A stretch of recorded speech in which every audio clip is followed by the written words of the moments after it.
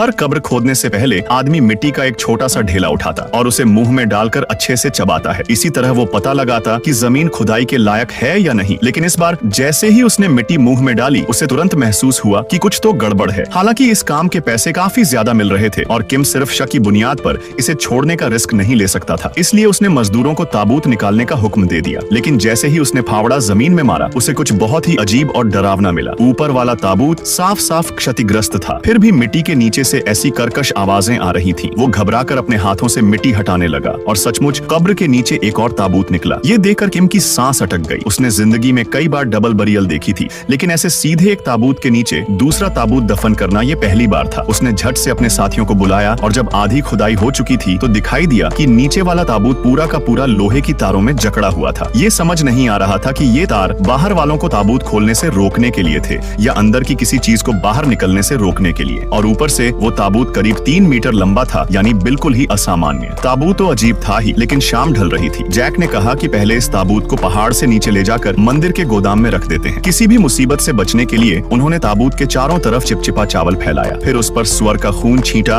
और आखिर में एक सुरक्षा सील बना दी। इसी दौरान नियोक्ता एक औरत अचानक वहाँ पहुँच गई। वो इस बात से बेहद हैरान थी कि उसके पिता के ताबूत के नीचे एक और ताबूत कैसे हो सकता है। किम के पूछने पर उसने अपने पिता की एक पुरानी तस्वीर दिखाई, जिसमें वे कुछ जापानी आदमियों के साथ थे। उन्हीं में से एक जापानी आदमी ने उसके पिता की कब्र की जगह तय की थी। बाकी उसे कुछ नहीं पता था। रात को जब सब सो गए तो यांग को एक डरावना सपना आया, जैसे कोई भयानक सा आदमी उसके सीने पर दबाव डाल रहा हो। किसी तरह उसने अपने सुरक्षात्मक झांझ का इस्तेमाल किया और उस दम घोंटने वाले दबाव से बाहर निकला। उसे शक होने लगा कि ये सब उसी रहस्यमयी ताबूत से निकली किसी बुरी आत्मा का काम है। वो फौरन गोदाम की तरफ भागा, पर दरवाजा एकदम लॉक था। कोई निशान नहीं कि किसी ने अंदर घुसने की कोशिश की हो। लेकिन तभी बाड़े से जानवरों की दर्द से भरी चीखें सुनाई दी। खिड़की से झांककर उसने देखा कि सभी सुअर एक कोने में डरे सहमे छुपे बैठे थे और फिर सबसे डरावना नजारा, उनके ठीक सामने कोई खड़ा था। उसने यून को उठाया। दोनों गोदाम की तरफ दौड़े और पहुंचकर देखा कि ताबूत का ढक्कन पूरी तरह टूट चुका था। जगह तो सुरक्षा सीलों से घिरी हुई थी, इसलिए उनका मानना था कि अंदर की दुष्ट आत्मा ऊपर की छत तोड़कर बाहर निकली होगी, किसी खास शिकार की तलाश में। आगे